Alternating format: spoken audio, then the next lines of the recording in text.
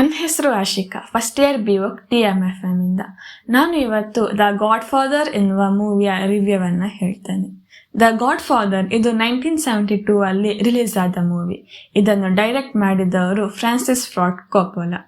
ಇದು 1972 ಅಲ್ಲಿ ರಿಲೀಸ್ ಆದರೂ ಕೂಡ ಇವತ್ತಿಗೂ ಕೂಡ ಒಂದು ಒಳ್ಳೆ ಪವರ್ಫುಲ್ ಆದ ಮೂವಿ. ಈ ಮೂವಿಯ ಒಂದು ಒಳ್ಳೆ ಪಾರ್ಟ್ ಅಂದರೆ ಮಾರ್ಲನ್ ಬ್ರ್ಯಾಂಡೋ ಅವರ ಐಕಾನಿಕ್ ಪರ್ಫಾರ್ಮೆನ್ಸ್. ಅವರೊಂದು ಕಾಮಾಗಿ ಎಂಟರ್ ಆಗಿ ಕ್ಯಾರೆಕ್ಟರ್ಸ್ ಒಂದು ಒಳ್ಳೆ ರಿಯಲಿಸ್ಟಿಕ್ ಆಗಿ ತೋರಿಸಿದ್ದಾರೆ. ಮೂವಿಯ ಡೈರೆಕ್ಷನ್ ಕೂಡ ಹಾಗೆ ತುಂಬ ಚಂದ ಮಾಡಿದ್ದಾರೆ, ಅನ್ನೆಸೆಸರಿಯಾಗಿ ಮಾಡಲಿಲ್ಲ. ಒಂದೊಂದು ಸೀನ್ ಕೂಡ ಮೀನಿಂಗ್ಫುಲ್ ಆಗಿತ್ತು. ಗಾಡ್ ಫಾದರ್ ಇದು ಕ್ರೈಮ್ ಮೂವಿ ಆದರೂ ಕೂಡ ಫ್ಯಾಮಿಲಿ ಮತ್ತು ರೆಸ್ಪೆಕ್ಟ್ ಇದರ ಬಗ್ಗೆ ಕೂಡ ಹೇಳ್ತದೆ. ಹಾಗೆಯೇ ಡೈಲಾಗ್ಸ್ ಕೂಡ ತುಂಬ ಚಂದ ಮಾಡಿದ್ದಾರೆ.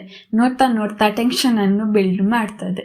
ಲಾಸ್ಟಿಗೆ ಏನಾಗ್ತದೆ ಅಂತಲ್ಲ, ಬದಲಾಗಿ ಯಾವ ರೀತಿ ಮಾಡಿದ್ದಾರೆ ಹೇಳುವ ಕ್ಯೂರಿಯಾಸಿಟಿಯನ್ನು ಹುಟ್ಟಿಸಿ ಹಾಕ್ತದೆ. ಈ ಸ್ಟೋರಿ ಒಂದು ಬೆಸ್ಟ್ ಎಕ್ಸಾಂಪಲ್ ಸ್ಟ್ರಾಂಗ್ ಸ್ಟೋರಿ ಟೆಲ್ಲಿಂಗಿಗೆ.